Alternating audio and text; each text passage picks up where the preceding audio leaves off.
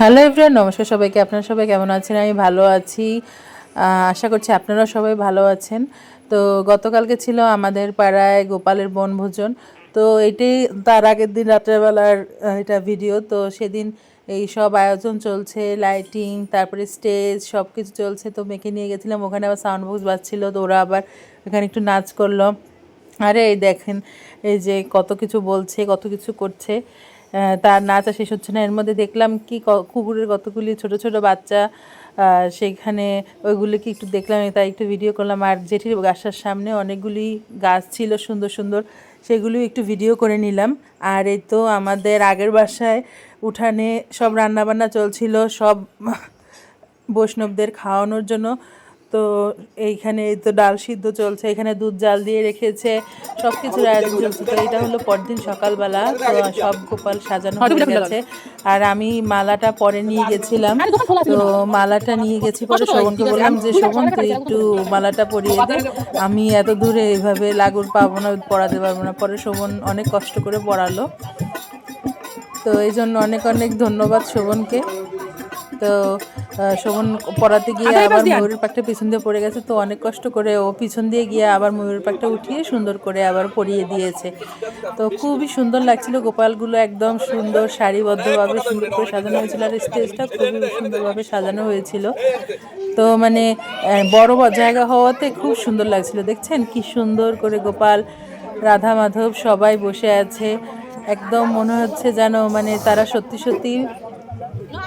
তো ঠাকুর দেখে এখন তারপরে চলে গিয়েছিলাম যে এই যে জেঠিরা সবাই ভোগ নিয়ে যাচ্ছে। তো আমরা আবার গেছিলাম যেখানে রান্না হচ্ছে, ভোগের রান্না হচ্ছিল ঘরে, আর সবার ভক্তদের জন্য রান্না হচ্ছিল বাইরে। তো সব রান্নাই কমপ্লিট। এখন ওই যে জেঠিরা ভোগ নিয়ে যাচ্ছে, এই তো ঠাকুরমশাই কাকা ভোগ নিয়ে যাচ্ছে, সবাই ভোগ নিয়ে যাচ্ছিল। আমি ভিডিও করে নিলাম। তারপরে পুজোর সব সরঞ্জাম সব কিছুই নিয়ে যাচ্ছিল।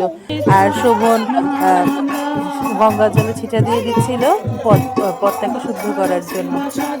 তো এই তো সবাই চলে আসছে, সব ভক্তরা আসছে। এখানে এখন কীর্তন শুরু হবে, একটু পরে ভোগারতি শুরু হয়ে যাবে। এই তো সব, এই তো ওনারা আবার কিছু গান গাচ্ছিল, তখন আবার এই তো সবাই একটু আনন্দ করছিল, মেয়ে একটু নাচ করছিল। এখন এখন ভোগারতি শুরু হবে। তো সবাই আপনারা ভোগারতি শ্রবণ করুন।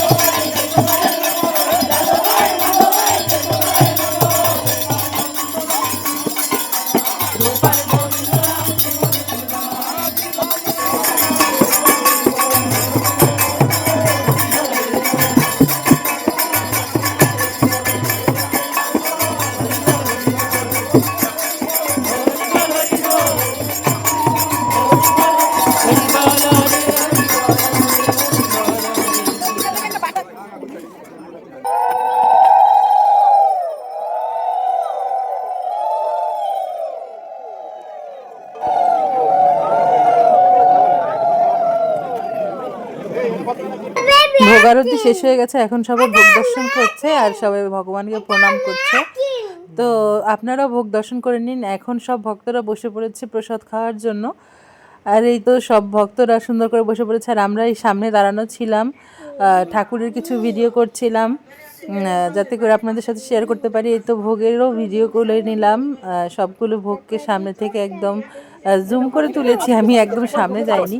আর দেখুন কতটা মানুষের রাশ ছিল ভিতরে, রাস্তায় সব জায়গায় মানুষে ভর্তি ছিল একদম। তো আমি আবার বাইরের থেকে গিয়েও একটু ভিডিও করে নিয়ে আসলাম। আর তারপরে আমাকে কাকা একটু ভোগের প্রসাদ দিল, তো ওই প্রসাদটাই আমি খেয়ে আমার পেট ভরে গেছে, ওই প্রসাদটাই আমি খেয়েছিলাম। তো রাতে আবার আমাদের এখানে পাঠের আয়োজন ছিল, পাঠ ছিল। আর রাতে আবার প্রসাদের আয়োজন ছিল বেগুনি আর আলুর ফুলকপির রসা আর হলো খিচুড়ি। তো এই তো এখানে এখন পাঠ শুরু হয়ে গেছে আর আমার রাধা মাধব গোপাল সব, তো এই যে পাঠ শুরু হয়ে গেছে। আমরা যেটা দেখলাম যে পাঠের আগের কীর্তন শেষ হয়ে গিয়ে পাঠ শুরু হয়ে গেছে। আর এই তো দিদা এখানে ধূপকাঠি, মোমবাতি, প্রদীপ এগুলো জ্বালিয়ে দিচ্ছিল আর উনি এখানে পাঠ করছিল। তো আমরা পাঠটা পুরোটা শুনেছি। তো এখানে অনেক অনেক মানুষ হয়েছিল রাতেবেলাও পাঠের সময়। আর এই তো ঠাকুরের তারপরে একটু পরে শুরু হবে ঠাকুরের আরতি, কারণ রাত্রে পাঠের পরে হবে আরতি, তারপরে ঠাকুরের প্রসাদ সবাইকে দেওয়া হবে। তো তারপরে আজকের মতো অনুষ্ঠান শেষ হবে। তো সবাই একের পর এক আসছিল, আমরাও পাঠ শ্রবণ করছিলাম। খুব ভালো অনুষ্ঠান হয়েছে কালকে। আর আমরা চাই যেন প্রতি বছর ভগবান যেন আমাদের এই সুযোগটা করে দেয়, যাতে করে আমরা এই বনভোজনের অনুষ্ঠানটা করতে পারি আর সবাই যেন এই আনন্দ নিয়েই জীবনটা পার করতে পারি। এটাই হলো আমাদের সবার কামনা। আর এই তো পাঠও শেষ হয়ে গেছে, এখন সবাই কীর্তন করছে। তো আপনারা কীর্তন শ্রবণ করুন এবং আরতি দেখুন। আর এইখানে আমি ব্লগটা এখানে শেষ করছি। আপনারা আরতি এবং কীর্তন শ্রবণ করুন। তো যদি আমার ভিডিওটা ভালো লেগে থাকে তাহলে লাইক কমেন্ট শেয়ার করবেন, একটা ফলো করে দেবেন আর একটা সাবস্ক্রাইব করতে ভুলবেন না। সবাইকে অনেক অনেক ধন্যবাদ। হরে কৃষ্ণ।